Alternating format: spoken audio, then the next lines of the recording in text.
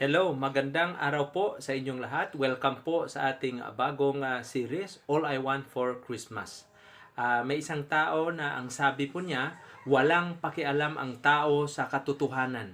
Sa chismis lang sila interesado. Kaya sabi ng isa, chismis lang ang alam mo, hindi ang tunay na kwento. Kaya huwag kang manghusga sa kapwa mo kung hindi mo naman alam ang buong katotohanan. Kaya sabi ng isang tao, yung iba maganda sa malayo, yung iba naman malayong gumanda. Um, Isaiah 9:6. Ito po ang foundation ng ating bagong series, All I Want for Christmas. Ang sabi po ng Isaiah 9:6, For to us a child is born, to us a son is given, and the government will be on his shoulders, and he will be called Wonderful Counselor, Mighty God, the Everlasting Father, and the Prince of Peace. Jesus said in the book of John 8:32, And you will know the truth, and the truth will set you free. All I want for Christmas is someone to advise me. Yes, we all need advice. Kahit ano pa ang status mo sa buhay, kailangan ng advice. Kahit yung mga presidente ng mga different nations all over the world, meron po silang advisor. So we all need advice, especially godly advice ngayong Pasko ng pandemic o Pasko ng mga nagdaang bagyo kamakailan lamang. Ayon sa Messianic prophecy, si Jesus po ay isang wonderful counselor. Kahanga-hanga po siyang tagapayo. Bakit po siya ay kahanga-hanga na tagapayo? Kahanga-hanga po siya dahil He will truly listen to your problems, listen to your sufferings, and secondly, He will also understand your situation. So upang lalo po ninyo maiintindihan ang video message na ito, balikan po ninyo ang previous na dalawang video na may kaugnayan sa series na ito, All I Want for Christmas. Sa araw na ito, Jesus is a wonderful counselor because He will tell you the truth. Yan po, sasabihin niya sa inyo ang katotohanan. So, hindi mo kailangan ng isang tagapayo o isang counselor na ang sasabihin lang sa inyo yung kung anong gusto nyong marinig. Tulad ng isang babae na may cancer, punta siya ng doktor. Sabi ng doktor, meron kang stage 4 na cancer. Sabi niya, Dok, wala ka na bang second opinion? Sabi ng doktor, meron pa. Hindi lang kayo may cancer na stage 4, ang pangit nyo pa. Napakasakit pakinggan mga kapatid, but you don't need a counselor to tell you what you want to hear. You need a counselor to tell you the truth. And Jesus did this well and tactfully. Mahusay po si Kristo rito. Naalala po ninyo in the book of John chapter 4, yung Samaritan woman, yung woman at the well. Nung sinabi ni Jesus, dyan po sa John 4 verses 16 to 18, sinabi ni Kristo sa kanya, dahil naghahanap siya ng living water, sabi ni Jesus, Go, call your husband and come back. Sabi ng babae, I have no husband. Sabi ni Jesus sa kanya, You are right when you say you have no husband. The fact is, you have had 5 husbands, and the man you now have is not your husband. So what you have just said is true. Sinabi po sa kanya ang katotohanan ni Jesus. No? So, do you remember that when Jesus was talking to Simon Peter, habang siya po ay nagpakipag-usap sa mga disciples, itong si Peter, bigla-biglang sinabi sa Matthew 26:33 to 35, siya, Lord, I am ready to go to prison and die for you. Sabi ni Jesus answered, Peter, I tell you the truth.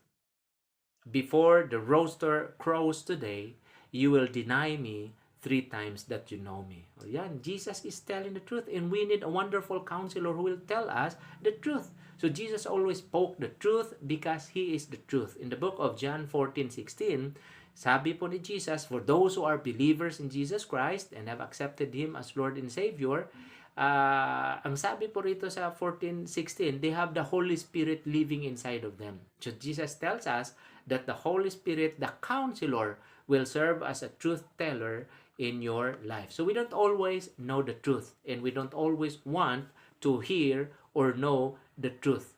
So hindi sa lahat ng panahon alam natin ang buong katotohanan, kaya't kahit doon pa sa Amerika, maraming mga tao ang naghahanap hindi ng mga Christian counselors, kundi ang hinahanap nila yung mga secular counselors because they don't really want to look answer from Christian perspective. Sometimes it's because they don't want to know the truth This is not always true, but sometimes it is. Yan po ang discovery ng mga experts doon sa Amerika. So maraming mga taong nasira ang kanilang buhay dahil po ayaw nila mabigyan ng payo o advice. Inaayawan nila yung mga tamang advice, especially mga Christian advice, no? Advice na maka-Diyos. Ayaw nilang maririnig ang mga tamang payo, kaya ang buhay nila ay nagiging problematic. So they are afraid they will be told to continue to pray at huwag iwanan ang kanilang misis or mister at pamilya kasi gusto nilang iwanan, ayaw nila ng advice na ganun. So natatakot sila na sasabihin sa kanila naghahanap buhay sila and actually get involved in the lives of their children, no? Kailangan nila maghanap buhay. So they are afraid they will hear something they don't want to do, and down deep they are not interested sa pagsunod o sundin ito, following it.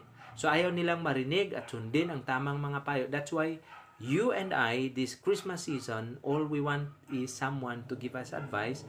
He will listen, he will understand our situation, and he will tell the truth. So we need truth tellers, di ba? Sa ating buhay. Kailangan mo ng mga taong nagsasabi ng totoo sa inyong buhay. That is why sabi ni Solomon, the book of Proverbs 27 verse 6, "Words from a friend can be trusted, but an enemy multiplies kisses." No? Yan. So it is not better, di ba? Isn't it better to share the truth, the whole truth up front, even if it temporarily hurts someone, di ba? Di ba maganda na sasabihin mo ang katotohanan na hindi komportable ang tao, pero at least katotohanan ang sinabi mo. So even that is better than to conceal the truth in the hope that the problem will take care of itself. Kaya si Jesus po ay wonderful counselor, kahangahangang tagapayo, mga kapatid, dahil siya po ay nagsasabi ng katotohanan. Siya po ay prangka, totoong-totoo po siya, kasi alam po ni Kristo kung ano ang kahalagahan ng pagsasabi ng katotohanan, no? Ano ba ang kahalagahan ng pagsasabi ng katotohanan? Well, ang pagsasabi ng katotohanan ay nakakagaan ng konsensya. Ang pagsasabi ng katotohanan ay nagkakaroon ng kapayapaan sa isip at puso. Ang pagsasabi po ng katotohanan ay nakakakuha ng tiwala ng ibang tao. Ang pagsasabi ng katotohanan ay ang nag-iisang paraan lamang upang malaman ng ibang tao ang totoong pangyayari, at ang pagsasabi ng katotohanan ay upang mapalaya ang ibang tao sa mga maling bintang laban sa kanila. So ang pagsasabi ng katotohanan ay nagagamit din upang ito ay maging leksyon sa ibang tao. Yan po. Si Jesus is a wonderful counselor. Ang pagsasabi ng katotohanan ay magbibigay na sa isang tao ng magandang reputasyon at dignidad. Kaya si Jesus may magandang reputation at dignidad. Hindi mo na rin kailangang magsisungaling ng maraming beses kung ikaw ay nagsasabi ng totoo at gumawa ng maraming kwento para ikaw ay paniwalaan. Hindi mo na kailangang umimbento. So, all I want for Christmas is someone who will give me advice. So, ngayong Pasko, we all need godly advice mula sa ating wonderful counselor, because he is the best counselor, because he will listen, he will tell you the truth, and he understands your situation. Tayo po ay manalangin. Father in heaven, thank you, Lord, for Jesus Christ, who is the wonderful counselor. This Christmas season, Lord, allow us to hear you through the Bible, and may this message will encourage everyone who listen that they have heard the wonderful counselor Jesus through this message from the Bible, that we need to hear good advice, godly advice from you. And thank you that Jesus, through the Holy Spirit inside of us, he is our best counselor. Thank you so much. Forgive us from having lack of faith. In the name of Jesus, Amen.